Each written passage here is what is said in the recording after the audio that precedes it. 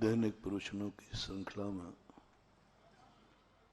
अपना प्रसंग चल रहा है कि नियत को अपनी जिंदगी में कैसे लाएं। नियत शब्द बहुत अच्छा लगता है क्योंकि नियत शब्द में हम अपने आप की कोई जिम्मेवारी नहीं होती, हम जिम्मेदारी से रहित हो जाते हैं।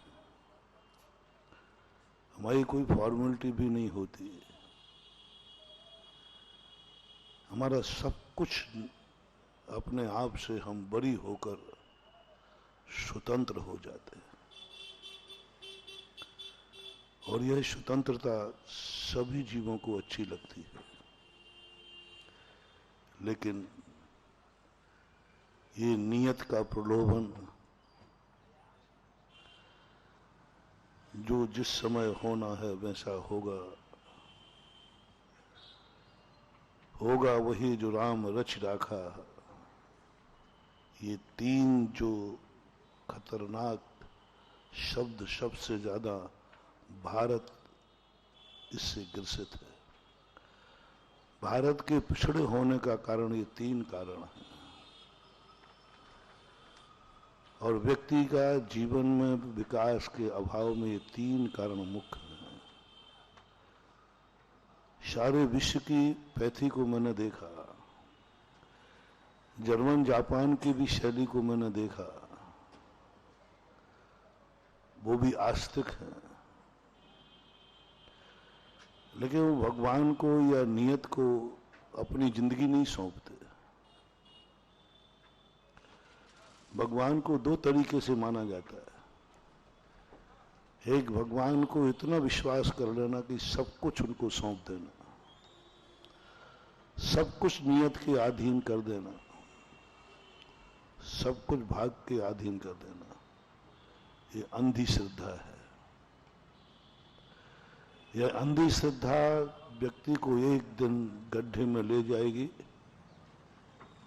और जिसके प्रति तुमने अंधी श्रद्धा की है वो श्रद्धा टूट जाएगी, क्योंकि अंधी श्रद्धा जैन धर्म स्वीकार नहीं करता।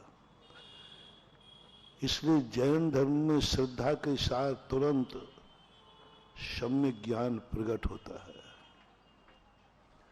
जैसे ही सम्यक दर्शन होगा, सम्यक दर्शन के साथ यदि सम्यक ज्ञान ना हो तो वो श्रद्धा अंधी कहलाती है। और भारत देश में अंधी श्रद्धा बहुत है, श्रद्धा है, और इतनी अंधी श्रद्धा है, इतनी अंधी श्रद्धा है कि उसी के माध्यम से वो लुट जाता है। इतनी अंधी श्रद्धा है, इतनी अंधी श्रद्धा है, उसी अंधी श्रद्धा के परिणाम स्वरूप विदेही का अपहरण हुआ। भगवानों के प्रति इतनी अंधी श्रद्धा है, कोई एक पत्थर रख दे, बोले यही भगवान है, सुबह से वहां अगरबत्ती लगना शुरू हो जाएगी। इतना व्यामोहित है कि भगवान शब्द सुनते ही भारतीय व्यक्ति पागल हो जाता है। शब्द सुनते ही इतना भर कह दो कि यहां भगवान है तो पागल हो जाएगा। गुरुओं के, साधुओं के नाम से भारत देश सबसे ज्यादा पागल है। साधु यदि कोई भेष बना करके भी आ जाए तो उसके प्रति भी, उस भेष को भी चमत्कार कर देते हैं। बहुत सारे लोग भीख मांगते हैं, लेकिन भेष किसी अच्छे भगवान का या गुरु का धारण कर लेते हैं। लोग उसे पूछते हैं। टीवी पर रामायण चली, बताते हैं लोग, टीवी में अगरबत्ती और थालियों में नारियल रख के बैठ जाते थे। अब रामचंद्र जी आएंगे, उनको इतना भी ज्ञान नहीं है कि रामचंद्र जी नहीं आएगा, अरुण गोयल आएगा। वो कहते नहीं, भेष किसका है, बस सीधा है, कुछ नहीं, अंधी श्रद्धा है। यहां तक भारत देश में भगवान की आकृति भर मिल जाए तो आकृति पर मर जाते हैं। यदि कोई पेड़ की आकृति ऐसी मिल जाए ना, पत्थर की, पेड़ की, तो कहते अरे यही भगवान आ गया। आकृति मात्र से।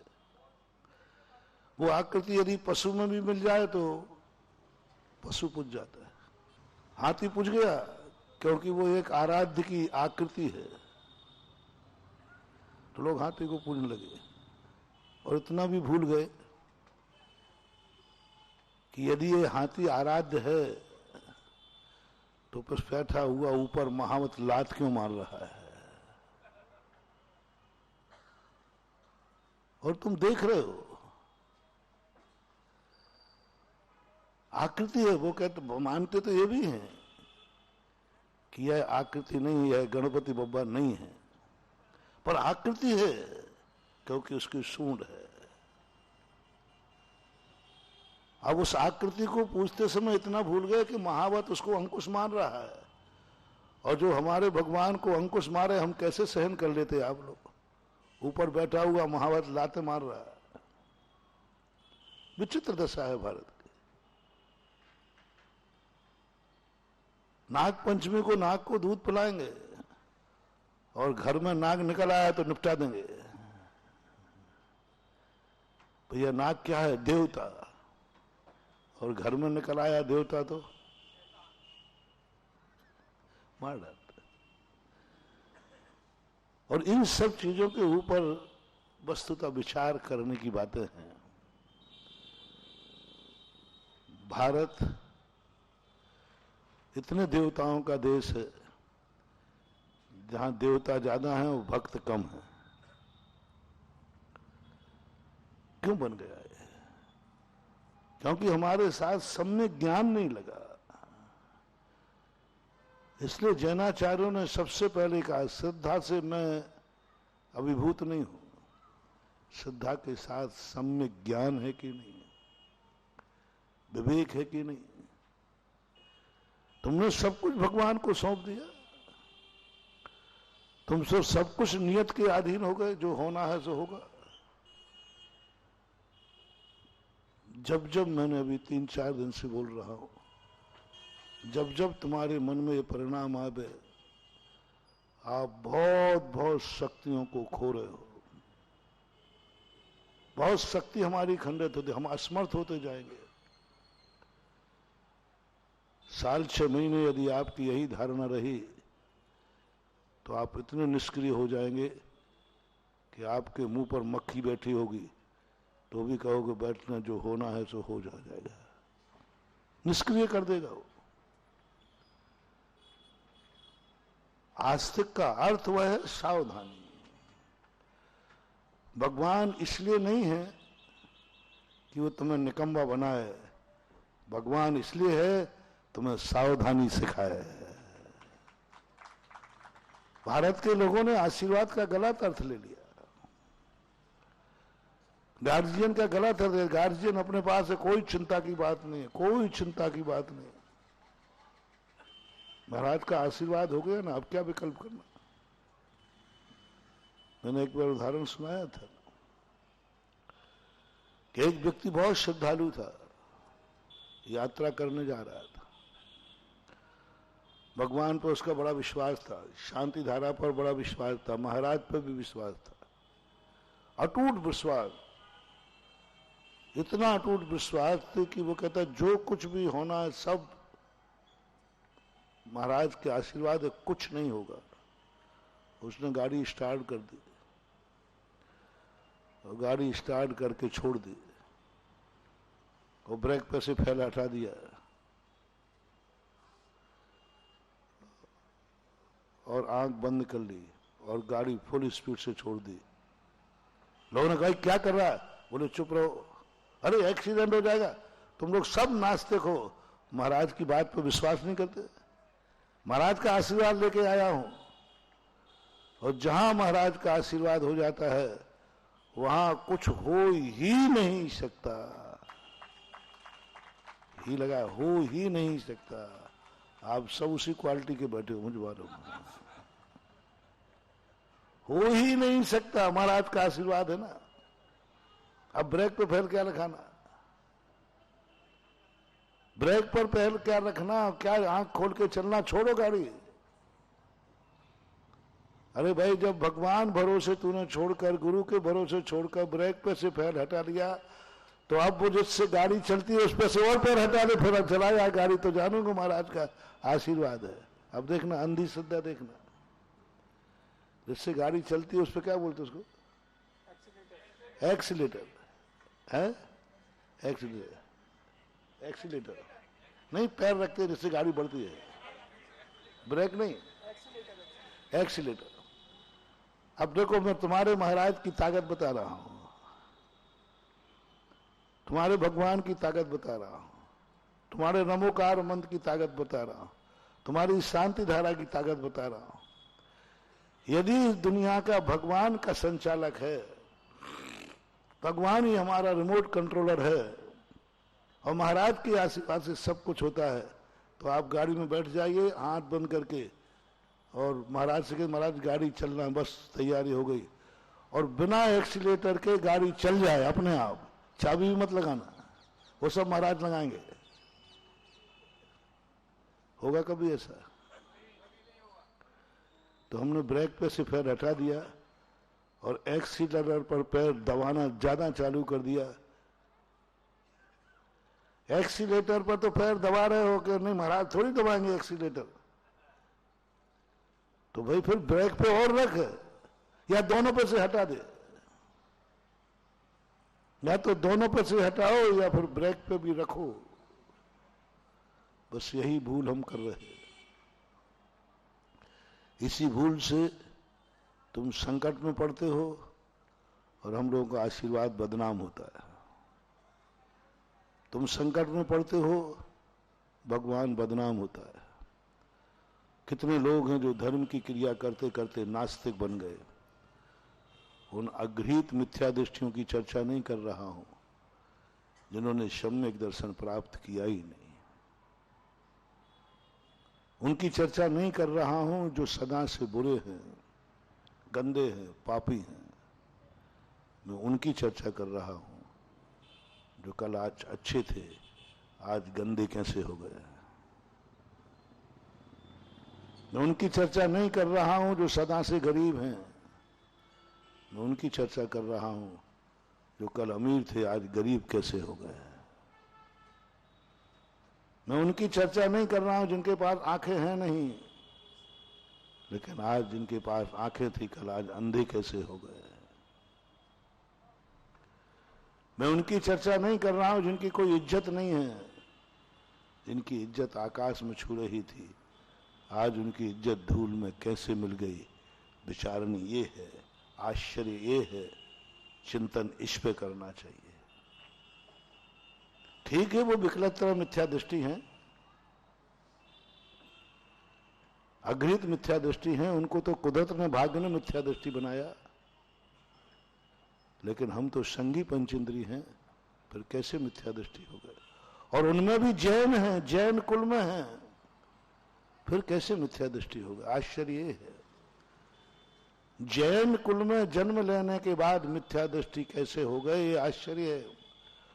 और गजब तो जब है जब तुम पूजा भी करते हो, गुरु को मानते हो, तब भी मिथ्या दृष्टि हो, ये कैसे हो गया।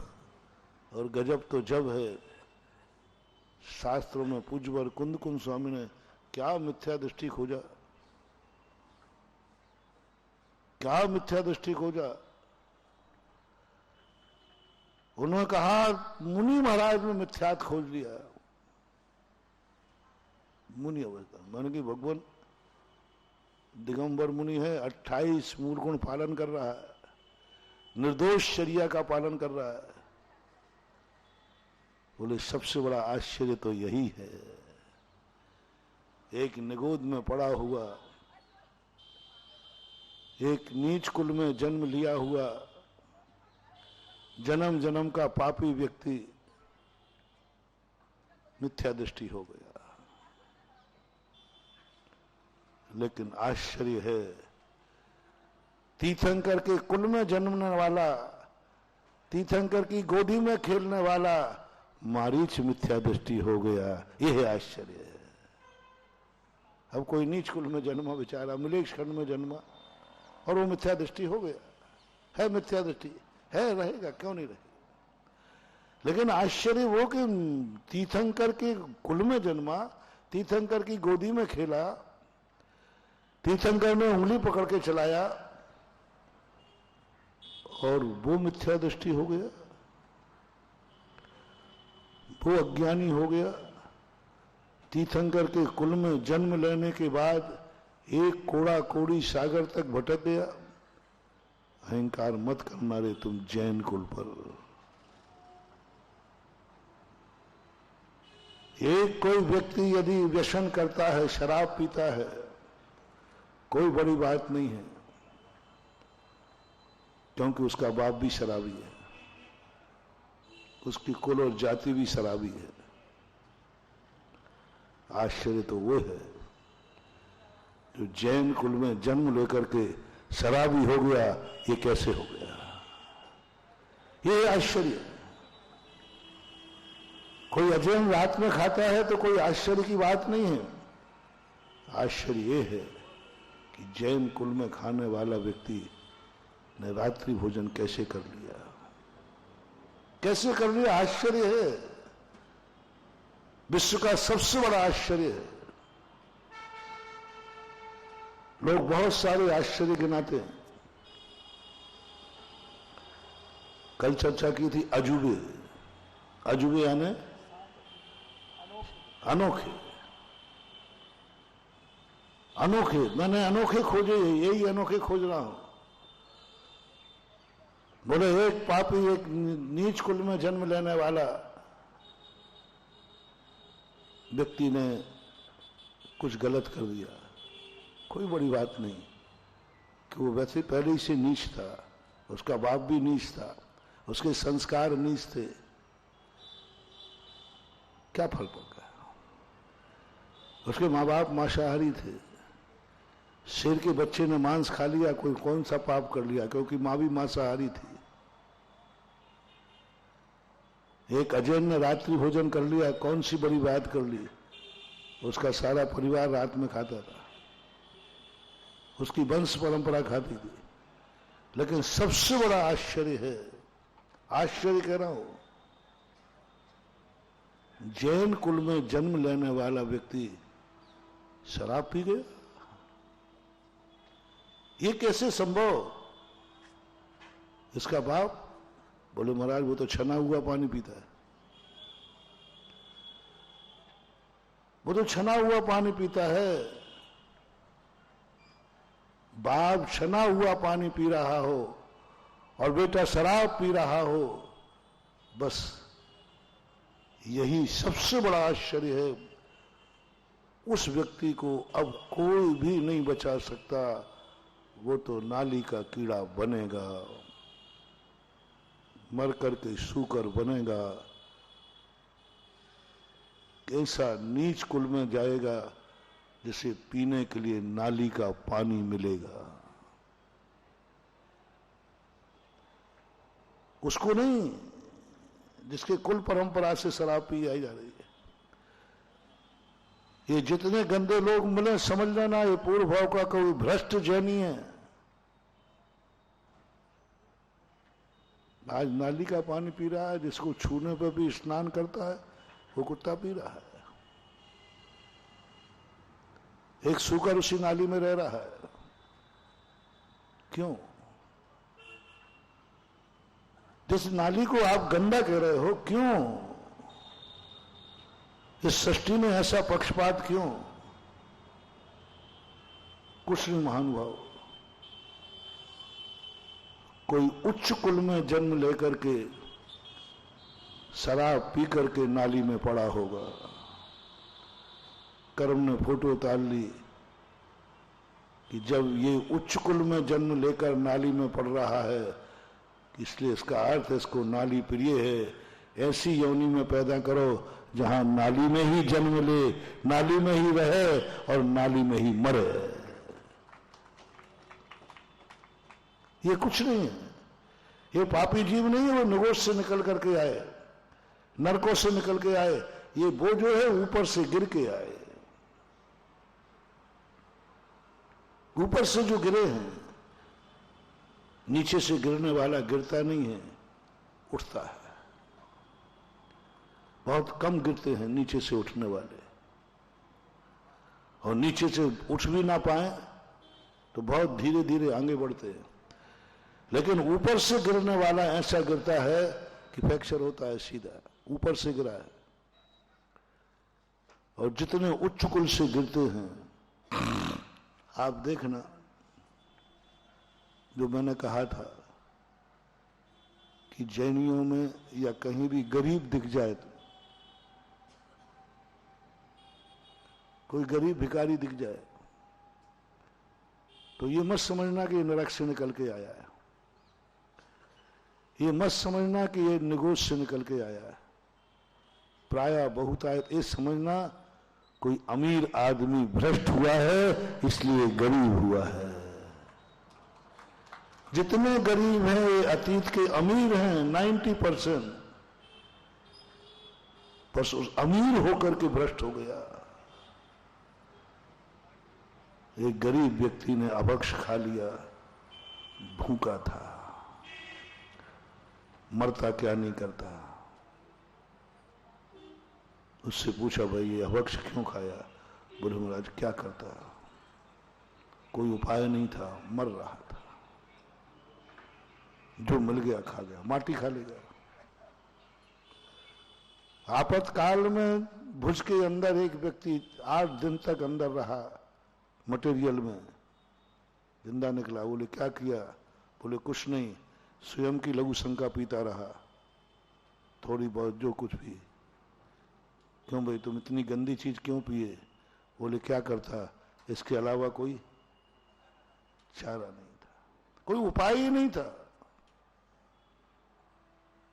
क्योंकि उसने अभक्ष खा लिया जो खाने योग्य नहीं था, कोई उपाय नहीं था। कोई बात नहीं, कोई बात नहीं। ये कौन बना है शुक्र जिसके पास दिन में खाने का समय था, सब कुछ खाने को था, उसके बावजूद ही सब छोड़ करके उसने अभक्ष खाया। इसलिए कर्म कहता है कि इसको ऐसी होनी मिलेगा, क्योंकि सब कुछ उसके पास था, संस्कार थे, माता पिता शुद्ध खाते थे। सबसे ज्यादा कर्म, अपने सबसे ज्यादा खतरनाक कर्म यदि किसी को सजा देता है तो जैनियों को। जैनियों पर कैमरे लगा रखे हैं इस कर्म ने, जैनियों पर सबसे ज्यादा। जैसे तुम लोग मंदिर में कैमरे लगाते हो ना, किन के लिए? चोरों के लिए। आप घरों में कैमरे लगाते हो किन के लिए? चोरों के लिए। और मालूम प्रकृति ने कैमरे लगा रखे हैं जैनियों के लिए। जैनी पर सबसे ज्यादा यदि कोई सबसे ज्यादा अशुभ कर्म का बंध, सबसे ज्यादा निकृष्ट जाति का कर्म का बंध जैन को होता है, सबसे ज्यादा। 24 घंटे तुम कैमरे की नजर में हो, गरीब नहीं, दुखी नहीं, त्रियंच नहीं, पशु नहीं, उन पर भी कैमरे हैं लेकिन ज्यादा कैमरे नहीं, सबसे ज्यादा कैमरे। और उससे भी ज्यादा कैमरे विश्व में सबसे ज्यादा यदि कैमरे लगे हैं तो दिगंबर जैन मुनि के लिए। हम तो 1 मिनट भी बिना कैमरे की नजर में, सबसे ज्यादा दंड यदि कर्म किसी को देता है, सबसे ज्यादा सजा किसी को है, गैर जमानती वारंट, गैर जमानती वारंट है, कोई जमानत नहीं है, कोई कानून नहीं, सब कुछ वो है दिगंबर जैन मुनि। मैंने पूरे शास्त्रों को पढ़ा,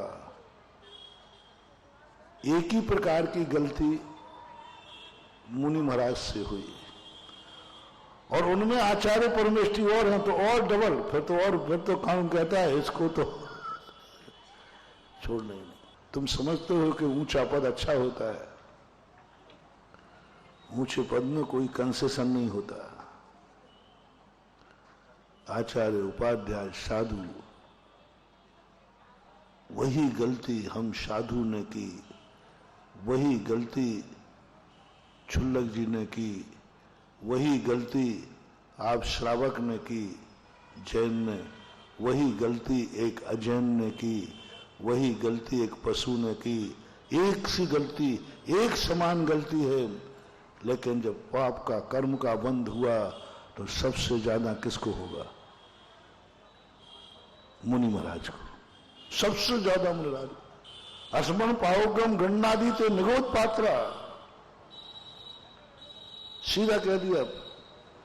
यदि मुनिराज के जो ग्रहण करने योग्य नहीं है उनमें से कुछ भी ग्रहण कर लिया ते निगोद पात्रा, बीच में कोई व्यवस्था ही नहीं दी,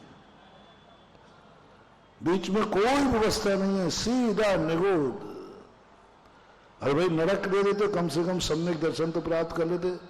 बोले तू सम्यक दर्शन का भी अधिकारी नहीं, क्योंकि तूने मुनि पद को कलंकित किया है, मुनि पद पर रहकर तूने गलत किया है, मुनि पद पर तूने गलती की है, इसलिए कुछ नहीं, नरक नहीं। नरक मिलना अच्छा है महानुभाव, निगोद से अच्छा है, कम से कम वहां सम्यक दर्शन प्राप्त करने का मौका है, कम से कम भूल सुधारने का मौका है, भूल सुधारने का। नारकी, असंख्यात नारकी यहां नहीं सुधरते, यहां नहीं सुधरते, नरकों में सुधर जाते। यहां नहीं सुधरेंगे मानो, नरकों में सुधर जाएंगे। नरकों में सम्यक दर्शन है, सातवीं पृथ्वी में असंख्यात सम्यक दृष्टि है, पूरे एक भी नरक सम्यक दर्शन से खाली नहीं। लेकिन ये नरक किनके लिए है? उन अज्ञानियों के लिए जो अज्ञान पूर्वक भूल करते हैं,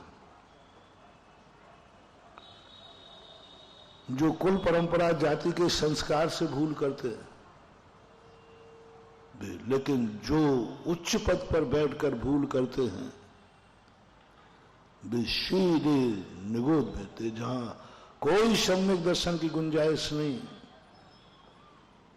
कोई भूल सुधारने की गुंजाइश नहीं, बस एक श्वास में 8-10 बार जन्म और मरो। क्यों? क्योंकि तुमने बहुत ऊंचे पद पर बैठ करके वही गलती तो इसने भी की थी। हमने 5-6 लोगों को गिनाया ना, वही गलती मैंने नहीं की है, वही गलती तो श्रावक ने भी की थी। हाँ मालूम है की थी, लेकिन उसने श्रावक बन के की थी, तुमने मुनि बन करके की है। इतना अंतर आ गया, इतना अंतर आ गया, कहो तुम्हारे लिए माफ कर दिया जाए। लेकिन हम लोगों का गैर जमानती वारंट होता है, कुछ नहीं, कुछ नहीं, सीधा निगोद पात्रा, बीच में कोई भी गुंजाइश नहीं दी। इसलिए कबीर ने लिखा है ना, साधु का घर दूर है जैसे पेड़ खजूर, चढ़े तो मावा को चखे, गिरे तो चकना चूर। तुम्हारा पेड़ तो आम का पेड़ भी है, सुनो श्रावक लोगों, आम का पेड़ है, गिरोगे तो दूसरी तीसरी डालियों पर डालियों कहीं रुक ही जाओगे। और हमारा पेड़ कौन सा है? यदि गिर गए तो भैया कहाँ गए? कोई गुंजाइश नहीं, कोई डाली नहीं, कुछ नहीं, सीधा या तो ऊपर गो, चढ़े तो मावा को चखे, ऊपर बैठा रहा तो मावा ही मावा है, खजूर है, ड्राई फ्रूट, और थोड़ी सा छूका चकनाचूर है। क्योंकि तुम कौन हो? बड़े आदमी छोटों की गलती देखकर गलती नहीं कर सकते। तुम कौन हो? तुम बड़े हो। तुमसे ऐसी गलती हुई नहीं। इसलिए मैंने तुम लोगों की जब मैं कभी पिटाई करता हूं या तुम लोगों को कभी सुधारता हूं तो पहले हम अपनी, तो बोलो भाई महाराज ने गलती की और तुमने गलती की तो दंड किसको ज्यादा मिलना चाहिए? महाराज हाँ नहीं बोल, सही बोला, डरो मत डरो डरो, बिल्कुल बिल्कुल बिल्कुल पक्का। अरे मैं खुद ही बोल रहा हूं, क्योंकि हम बड़े हैं ना, हम बड़े हैं ना, इसलिए हमें दंड ज्यादा मिलना चाहिए। मैं इसका सपोर्ट करता हूं, समर्थन करता हूं। मैं खुद कहता हूं कि मेरी गलती होने पर मुझे कोई माफीनामा मिलना ही नहीं चाहिए। पूज्यवर उमा स्वामी महाराज ने श्री तत्वार सूत्र में महाव्रतों के अतिचार नहीं कहे। मैंने बहुत चिंतन किया, मैंने कि प्रभु कहीं भूल तो नहीं गए आप? देश सर्वतोण महति, व्रत दो प्रकार के, अणुव्रत और महाव्रत। महाव्रतों का वर्णन कर दिया, महाव्रतों का वर्णन कर दिया, अणुव्रत का वर्णन कर दिया। जब अतिचार की बात आई तो अणुव्रतों के अतिचार गिनाए, 5 अणुव्रतों के अतिचार हैं। पूज्यवर उमा स्वामी महाराज ने महाव्रत का अतिचार नहीं लिखा। महाव्रतों के अतिचारों की चर्चा नहीं है। क्यों? महाव्रत में अतिचार है तो वो देश व्रत हो गया, महाव्रत कहां रहा? महाव्रती के लिए कोई अतिचार नहीं, वो तो महाव्रत है। महाव्रत तो महाव्रत ही कहलाता है। इसलिए बालो वा बुड्ढो वा पुनः ज्ञान हुआ, बालक हो चाहे वृद्ध हो चाहे बीमार हो, मूल अच्छेद न हवदे, मूल का विच्छेद नहीं होना चाहिए। ये है, इतना टाइट जिनवाणी ने हम लोगों को किया है और सीधा चूकने पर कहां भेजा? थोड़ा जोर से बोलो, निगोद भेजा। याद कर लिया ना तुमने?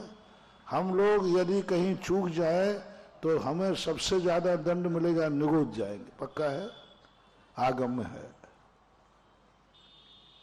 कैसा लग रहा है आपको? हाँ मुराद। अच्छा, इतना टाइट नियम बनाना ठीक है कि नहीं, कि थोड़ा शिथिलता करा? अपन मीटिंग कर रहे हैं ना, अपन ने परसों कहा था, अपन लोग सब मीटिंग कर रहे हैं और अपन अध्यक्षता में कर रहा हूं मीटिंग में। आज 2 महाराज और बढ़ गए हैं तो अपन सब मीटिंग कर रहे हैं। अपन जो प्रस्ताव पास करेंगे भेजेंगे और वो ही होगा। प्रस्ताव पास करेंगे कि हम लोगों ने कहा है मुनिराजों पर इतना टाइट कानून नहीं लगना चाहिए, गलती हो जाए तो सजा कम मिलना चाहिए। करूं प्रस्ताव पास?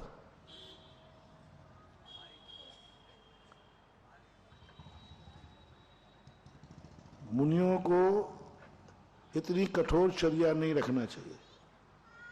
अपन करेंगे प्रस्ताव है। आजकल तो कमेटी का मीटिंग का जमाना है।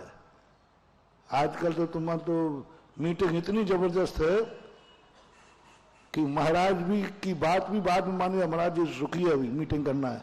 महाराज जी सुना रहे थे अभी रास्ते में, कोई काम करो तो कहते अभी मीटिंग करूंगा। तो आज का मीटिंग का जमाना है। महाराज भी कहेंगे तो पास कब माना जाएगा? बाप भी कहेगा तो कब माना जाएगा? अध्यक्ष भी कहे तो कब माना जाएगा? आज प्रजातंत्र का सबसे बड़ा खतरा है। प्रधानमंत्री भी कहेगा पास जब होगा जब विधेयक पास हो जाएगा। अध्यक्ष भी कहेगा नहीं, पहले मीटिंग में पास होगा। और आज मीटिंग का जमाना है। महाराज भी कोई बात कहें,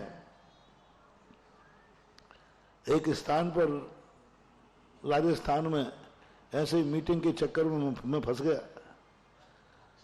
तो वहां क्या 70-80 किलोमीटर तक कोई भी जैन समाज नहीं है।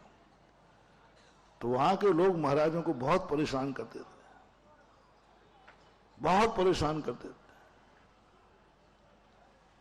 कोई को जाना हो और वहां स्थान अच्छा है, नाम नहीं बताऊंगा, साधुओं का मन करता है वहां जाने का। वहां चीजें ऐसी बनी थी लेकिन कोई लेने नहीं आएगा।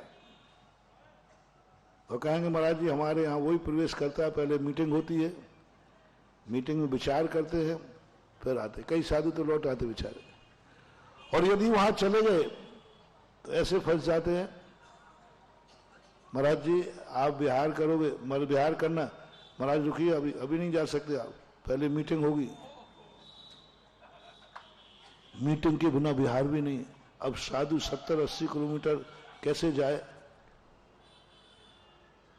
ऐसा नचाते थे साधुओं को, मीटिंग होगी पहले, और फिर मीटिंग में प्रस्ताव आएगा, अध्यक्ष के यहाँ तीये की बैठक है, साहब परसों तीये की बैठक है, परसों यहाँ बारात आ रही है, नरसों यहाँ ये आ रही है, उसके बाद मीटिंग होगी, विचार करो। साधु बेचारा ऐसी परेशान, यही महाराज मीटिंग। अब मीटिंग तो आज हुई, कल हुई, अध्यक्ष बाहर है, मंत्री बाहर है, मीटिंग है ही नहीं। और वहां पर फिर कोई ना कोई बहाना, बारात आ रही है, तीये की बैठक है, ये है वो, उसके नागल है। 8-8 दिन महाराज को नचा देते थे, परेशान करा देते। और मुझे ये पता चल गया, अब जहां चीजें मुझे ये पता चल जाता है, फिर मैंने कहा अब मजा आएगा। मीटिंग हर चीज की है, और कहीं की बात अलग है। वहां का उदाहरण यहां क्यों दे रहा हूं, छिपे टोला भी मीटिंग में नंबर 1 है।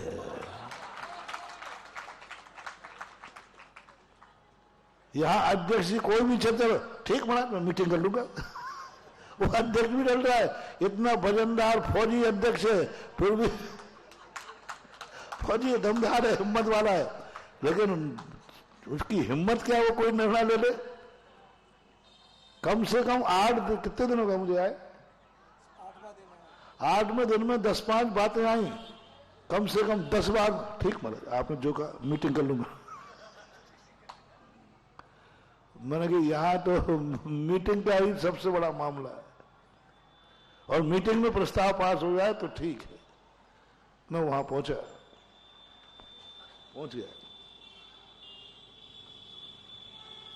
और पहुंचने के बाद दोनों छुल्लक जी थे एकदम। उस दिन मैंने किसी को बताया नहीं, छुल्लक जी को भी नहीं बताया। जल्दी सामायिक से उठ करके मैं तुरंत कमंडल पीछे उठाया और बिहार कर गया, किसी को नहीं बताया। जब गेट से बाहर निकल गया तो मैंने कहा छुल्लक जी कह दो महाराज बिहार कर गए। अब कमेटी आगे बोले महाराज जी आज तक ऐसा नहीं हुआ, हमारे यहाँ कोई साधु आता है जाता है, मीटिंग होती है, आप ऐसे नहीं जा सकते हैं, पहले हमारे यहाँ मीटिंग होगी, नहीं तो आप नहीं जा सकते। मुझे चारों तरफ से लोगों ने घेर लिया, नहीं महाराज नहीं जा सकते।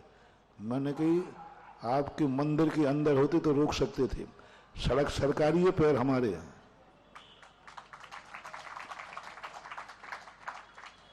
बोले महाराज ऐसा हो ही नहीं सकता। मैंने कही नहीं, सड़क सरकारी, पैर हमारे। बोले महाराज मीटिंग के बिना पर आपके शाम के व्यवस्था नहीं होगी, पाटे की चौके की ये सब व्यवस्था नहीं होगी। मैंने कहा आपसे मैंने पाटा मांगा नहीं, पार्टी की व्यवस्था नहीं होगी ना। हाँ महाराज फिर मीटिंग में नहीं हुआ तो हम लोग कोई भी पाटा माटा लेके नहीं जाएंगे। एक ने पीछे से बोल दिया, धमकी दे रहा है वो मुझे। मैंने कहा पाटे की व्यवस्था नहीं होगी, मेरे गुरु ने, मेरी जिनवाणी ने हमें जमीन पे सोना सिखा दिया है, मैं तुम्हारे पाटों का मोहताज नहीं हो रे। यदि सही में हम लोगों को जिनवाणी माँ इतना नहीं सिखाती, तुम तो हमें नचा डालते। मैंने कहा पाटे का मैंने तो कहा ही नहीं कि तुम मुझे पाटा लाओ, पाटे नहीं लाओगे ना, मैंने तो कहा ही नहीं, वो कहता भी नहीं।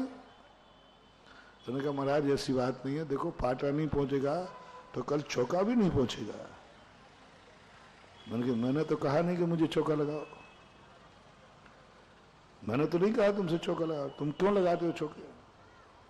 बड़े छिपी टोला में आया, मैंने कहा कि मुझे चौका लगाओ, मत लगाओ तुम्हारी मर्जी। हाँ फिर मैं कहूं अरे भैया लगाओ चौका,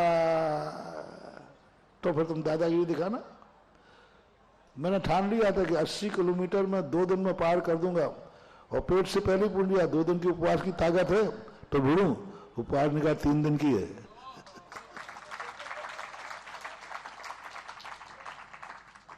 बिहार किया और अन्य बिहार तो बोले महाराज जी फिर इतना बता दो आप आज कितना चलोगे। मैंने कहा मुझे पता नहीं है। अब वहां तो और मैं थोड़ा टाइट हो गया। मैंने कहा मुझे पता नहीं, सूर्य अस्त जहां हो जाएगा वहीं रुकूंगा। चलते चलते चलते एक छोटा सा स्कूल मिला, बस मैंने बरामदा था पीछे लगाई वो बैठ गया प्रतिक्रमण करना। अरे महाराज जी पहले से बता देते तो आपको पाठा मिलता। मैंने कहा आज चौथा काल का पाठा है। महाराज जी सुबह कहां तक पहुंचोगे। मैंने कुछ नहीं, जहां 10 बज जाएंगे 11 बज जाएंगे वहीं रुक जाएंगे। सब कुछ ठीक हुआ। फिर दोपहर में प्रवचन हुआ। मैंने कहा तुम लोग क्या करते हो, साधु के लिए तुम मीटिंग करते हो? साधु तुमसे बन के चलेगा कि तुम साधु से बन के चलोगे? मानुभाव भूल, यदि तुम्हारा सच्चा साधु है, सच्चा गुरु है, तो उसे कभी अपने अनुसार नहीं चलना। हो सके तो 2 कदम उसके साथ चल लेना। साधु को अपने साथ चलाओगे बहुत बड़ा अनर्थ होगा, और साधु के साथ 2 कदम चलोगे तो बेड़ा पार होगा। अपने अनुसार मत चलाओ, उनके अनुसार चलो। साधु है तो, और साधु नहीं है तो कोई मतलब ही नहीं है।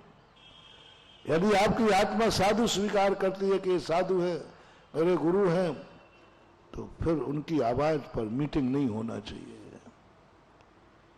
उनकी आवाज पर फिर मीटिंग होती है तो इस साधु का बहुत बड़ा अपमान होता है। या तो फिर साधु मानो ही मत, या तो साधु से कुछ पूछो ही मत, या साधु से आशीर्वाद लो ही मत। साधु को तुम अपने प्रपंचों में पालो ही मत। साधु को कुछ भी लेना देना नहीं है। न साधु को मंदिर की जरूरत है, न साधु को तीर्थ की जरूरत है, न साधु को कुछ जरूरत है ही नहीं। साधु का काम आशीर्वाद देना नहीं है, कोई जरूरत नहीं। नहीं लिखा शास्त्र में, हाथ उठा के आशीर्वाद देते, ये 2 नंबर में है, आगम में है ही नहीं। कहीं भी हाथ उठा के आशीर्वाद देने का नहीं लिखा। तीर्थंकर किसी को हाथ उठा के आशीर्वाद नहीं देते। साधु से ना आशीर्वाद लो, ना साधु से कुछ पूछो। साधु कुछ भी नहीं, प्रवचन भी नहीं। कोई आगम में नहीं लिखा कि साधु को प्रवचन देना चाहिए। साधु को साधु रहने दो, तुम रहो। आज के बाद तुम्हारा साधु से कोई संबंध नहीं रहेगा। महाराज देख लो, छिपी टोला है, जिद पे आ जाएगा तो, हाँ छिपी टोला में बोल रहा हूं, जहां ज्यादा सन की लोग रहते हैं। पक्का वायदा करो, प्रॉमिस करो, तुमसे हमारा संबंध नहीं, हमारा तुमसे संबंध नहीं। वायदा करो।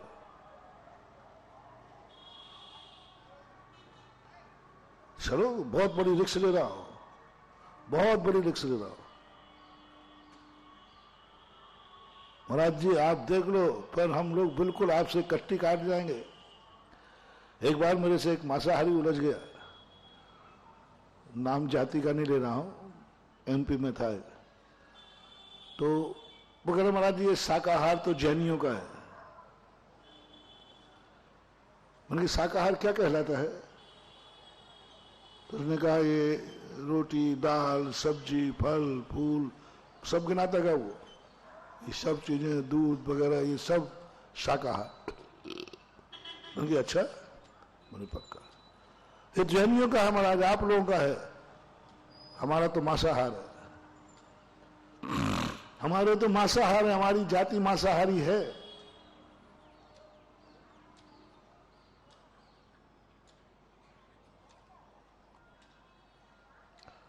पूरी जाति मांसाहारी है, उन्होंने मैंने कहा पानी का, बोले पानी भी शाकाहार है, खून मांसाहार है। बस मैंने कहा कि यदि तुम असली मांसाहारी हो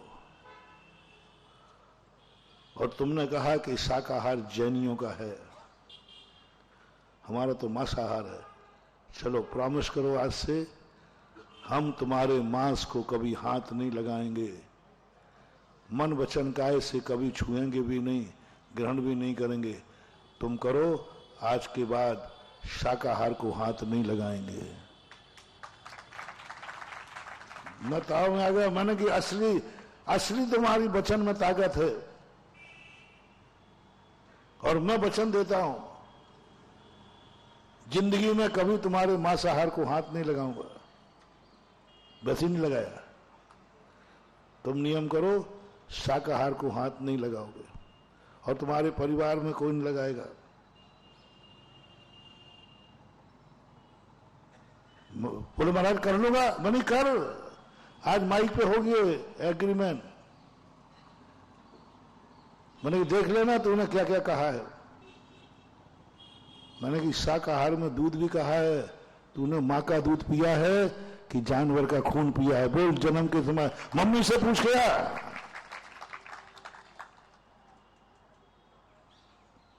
कौन सा दुनिया में लोग कहते हैं मांसाहारी जन्म भी भोजन है, शाकाहारी मांसाहारी? आज तक प्रकृति ने किसी मांसाहारी को पैदा नहीं किया। एक व्यक्ति बताओ जो जन्मते ही मांसाहार पीता है। शेरनी का बच्चा ही जन्मते ही मां का खून पीता है कि दूध पीता है? तो जन्म से, प्रकृति से शेर भी क्या हुआ? मांसाहार हमारा कुसंस्कार है। शाकाहार प्रकृति का है, वो भी दूध पीता है। कितने मांसाहारी हो, हर व्यक्ति ने मां का दूध पिया। जन्मते जब तुम बड़े हुए, मांसाहार से बड़े नहीं हुए हो, शाकाहार से बड़े हुए हो। मां के दूध से तुमने खुद कहा कि दूध है, शाकाहार है। दूध मत लेना। दाल चावल बंद, फल फूल बंद, रोटी बंद, खाओ मांसाहार, करो मांसाहार। पानी भी नहीं, पियो खून जम के।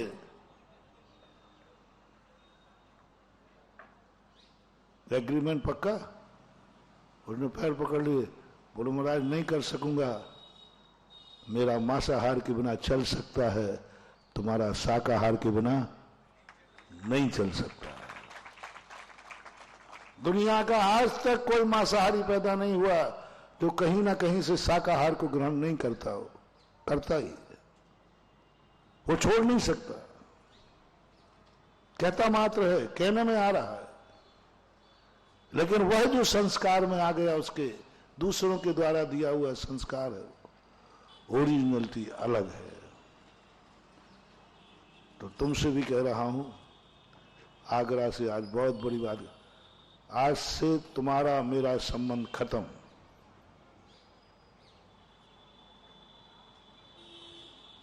कहो महाराज देख लो, देख लो, आप सोच लो। सोच लिया मैंने। महाराज आप तीनों, आपको महाराज सोच लो, फिर चौका का क्या होगा? आप चिंता मत करो, संबंध तोड़ो।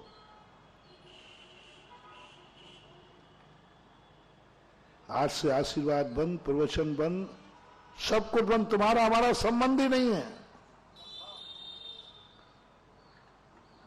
हिम्मत हो किसी में तो हाथ उठाए। महाराज आप लोगों ने महाराज मीटिंग तो कर, अरे सब महाराज मेरी बात तो समर्थन, चिंता मत करो। तुम्हारे जैसे नहीं कि हमें मीटिंग करना पड़े, हमारे संघ की व्यवस्था होती है। बड़े ने जो कह दिया वही मान होता है। हमारे यहाँ मीटिंग नहीं होती, मीटिंग तुम्हारे यहाँ होती है।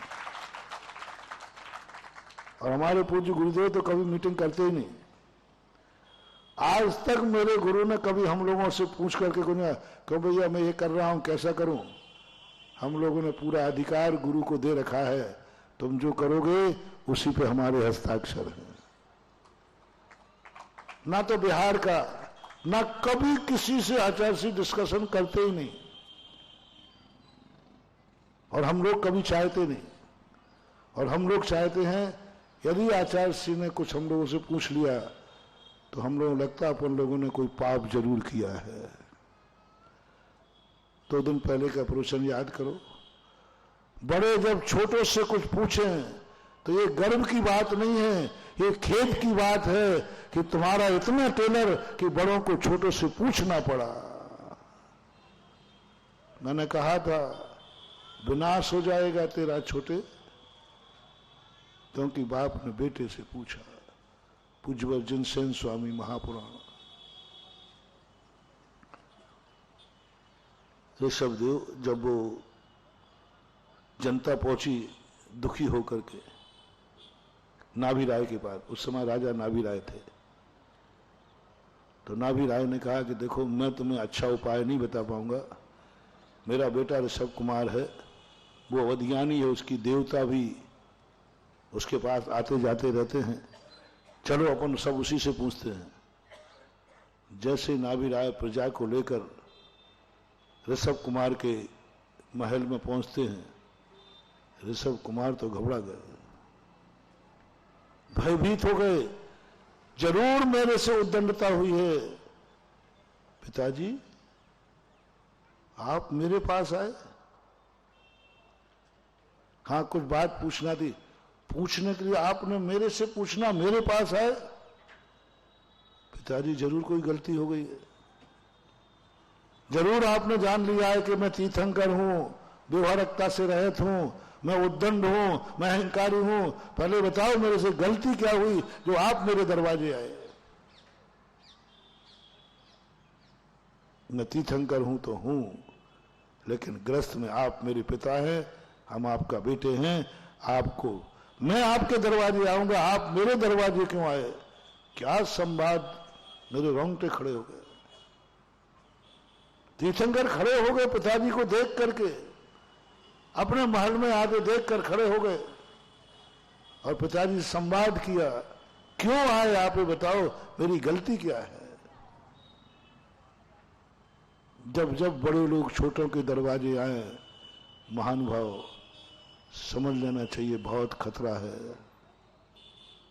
बहुत खतरा है। जब जब बड़े तुमसे कुछ पूछे, गर्व नहीं करना, लज्जा से मस्तक झुकाना ना, जमीन में दृष्टि को गड़ा लेना। बड़े तुमसे पूछ रहे हैं, पिताजी तुमसे पूछ रहे हैं। तब पिताजी ने कहा बेटा तू ही न्याय नहीं जानता है, तू ही नीतियां नहीं जानता है। मैंने तेरा पिता हूं, तो मैं तुझे अपमानित करने नहीं आया हूं, लज्जित करने नहीं आया हूं। तेरी कोई गलती है नहीं, मैं भी कुछ नीतियां जानता हूं। जब किसी से कुछ लिया जाता है तो उसको अपने घर नहीं बुलाया जाता है, उसके पास जाकर के लिया जाता है, क्योंकि लेना है। जिससे कोई वस्तु लेना हो उसको अपने घर मत बुलाओ, उसके घर जाओ। मुनि महाराज तक, हम मुनि महाराजों को कुछ लेना पड़ता है, आहार। बोलो तुम्हें मैं अपने घर पे बुलाता हूं कमरे में, या मैं खुद आता हूं? बोलो ना, क्यों? ये नीति है। किसी से लेना है, जिसके पास जो वस्तु है तुम्हें चाहिए है तो तुम्हें उसके पास जाना पड़ेगा। दूसरी नीति है। किसी से आप मत सोचो मैं महाराज हूं, मैं श्रावक के दरवाजे क्यों जाऊंगा? जाना पड़ेगा, क्योंकि तुम्हें चाहिए है, तुम्हें आहार चाहिए है, जाइए श्रावक के घर। ये गृहस्थ है, मैं मुनि हूं, परमेष्ठी हूं, कुछ नहीं चलेगा। माल किसका है? श्रावक का है, तो श्रावक के दरवाजे जाइए।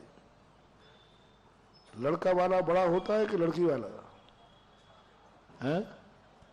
कौन बड़ा होता है? लड़का वाला। लेकिन बारात कहां जाती है? क्यों? उसको लड़का चाहिए कि तुम्हें बहू चाहिए? बहू चाहिए तो जाओ लेके आओ। आजकल की लोग परंपराएं बंद हो गई, बहुत खतरनाक हो गया, नैतिकता से भ्रष्ट हो गए तुम, इसलिए तुम्हें वो लक्ष्मी फलती नहीं है, क्योंकि वो तुम्हारे लेने नहीं गए हो, वो आई है।